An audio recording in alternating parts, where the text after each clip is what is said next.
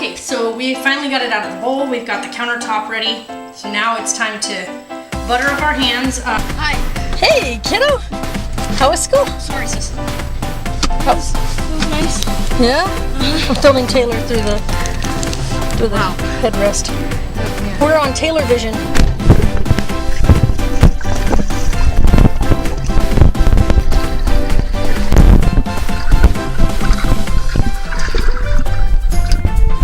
Ready to go to bed? You ready to go to bed? So this is really kind of funny. And there's Hagrid. Morning, Gemly. It is now 7:30 in the morning, and I am actually on my way to Valley View Medical Center. Sarah is seizing again. And these ones, every time she starts to seize, she's not breathing. They've got her oxygenated again. She's breathing. She was a bit coherent when I saw her in the paramedics. Of course, very scared again. But very soon after I saw her, she started going into another seizure. So they suggested transport again. I let them know that her diagnosis is pseudo-seizures. The paramedic, however, felt that the students that were standing around and stuff like that, and they didn't feel safe putting her in my car and letting me take her home, so suggested she go to the hospital, which is where I'm headed now. I have a feeling the same thing's going to happen that happened yesterday. They're just going to dismiss her and send her home with me once she's stable and no longer seizing and when she's coherent, which is just racking up medical bills for us because they're not really taking the time to understand what's happening with her. And plus, I've been up since about 3 o'clock this morning. I've been throwing up. I think I got the flu. I had my vaccine done, my flu vaccine done, and I think it made me sick. It does every time I get it. And I probably have the sun shining in your guys' faces, and I'm really sorry. But I really don't feel good myself. I'm really shaky because I've been throwing up for hours now. My stomach is screaming at me while I'm driving right now. Because right now, if I had to just lay down on my tummy, I think I'd feel fine. But my baby girl is not doing so good. I wanted to keep her home today, but she wanted to be at school today. And the principal talked to me outside the paramedics and said that he wants to arrange a meeting with me. He feels that it's in Sarah's best interest and in the other students' best interest that Sarah not attend classes right now. So I don't know what we're going to do right now.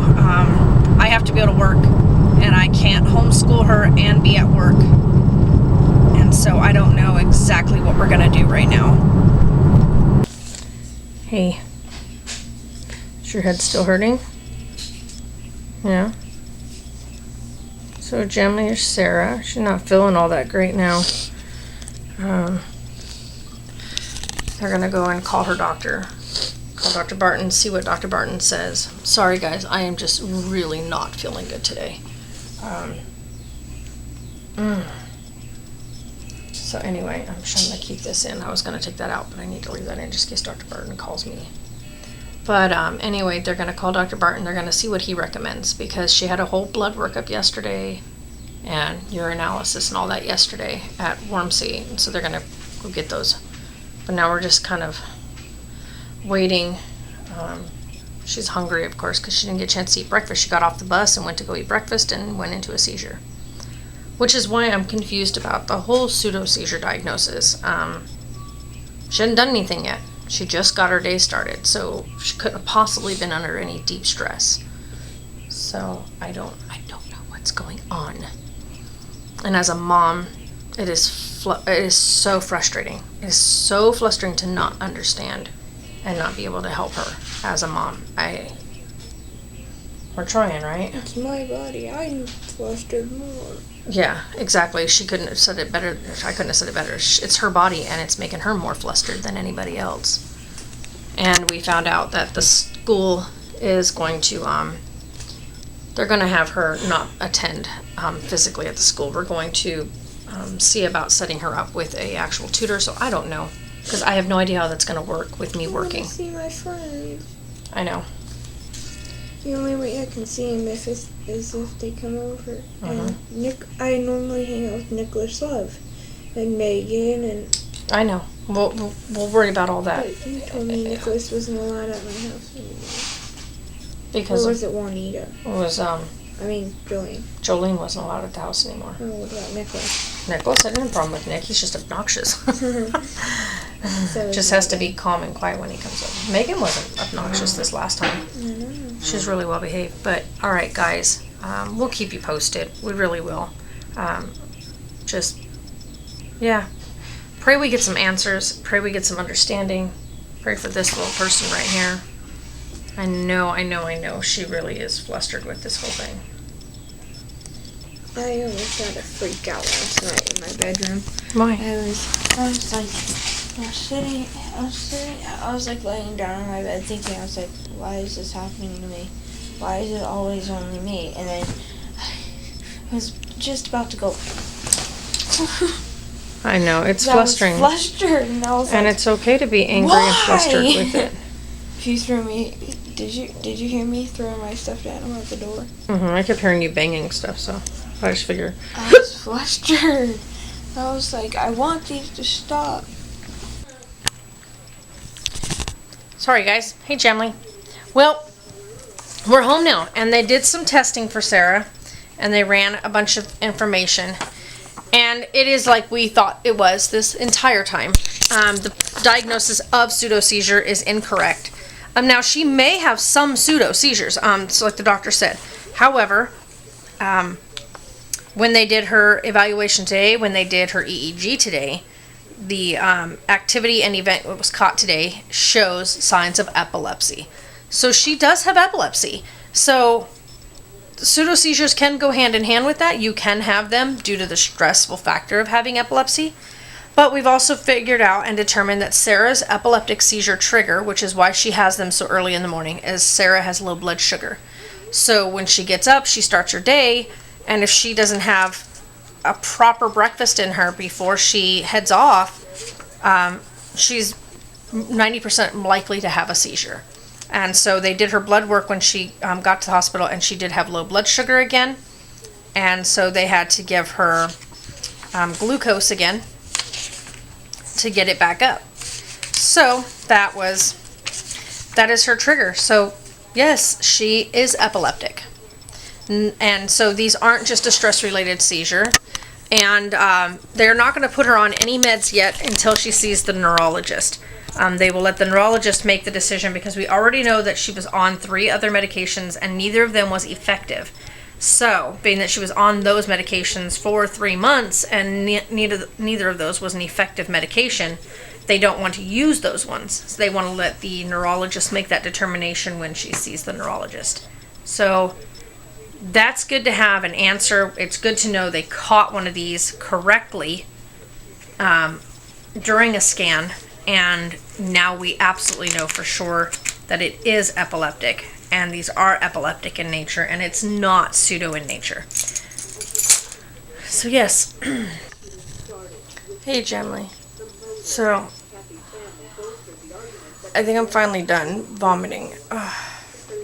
But I tried to sleep for a while. It's like 6 o'clock in the evening now. I haven't really vlogged anything else today just because I just not felt good. Sarah slept most of the day. While I was on and off puking all day. Taylor actually fell asleep.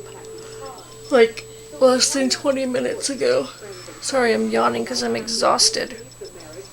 But my abdominal muscles are killing me from throwing up, and I think the dry heaving is what was worse. Hold on, Sarah's calling. What, honey? I can't see you. There she is. She's sitting up in her window. Oh, I feel so lonely. It's because you found out today that things have to change for a while. So, that's why. We're gonna work through it together, okay? And the Jamley will help too. The skies are great. I know the skies are covered in clouds. Nice.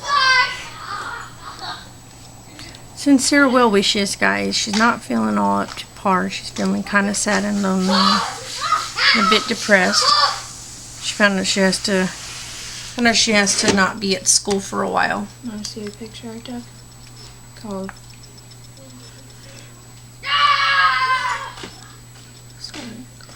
I know.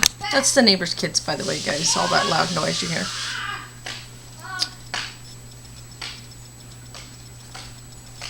It's a really pretty picture, though. I'm telling you, this kid could be a model. Yeah. She's definitely got the beauty for it. Inwardly, the right inward way. and outward. If I look the right way. She does look the right way. And she's tall. So she's got all those things in her favor. That looks like sunglasses. I know. Those are the marks from her tape. That from one doesn't. her Oh, IV. okay, that hurts a little bit. That. Go say goodnight to Taylor in here, because this is what happened in this situation. Yep. Crashed out. And poor Taylor's room. We're gonna have to treat his his carpet, because his carpet is really bad.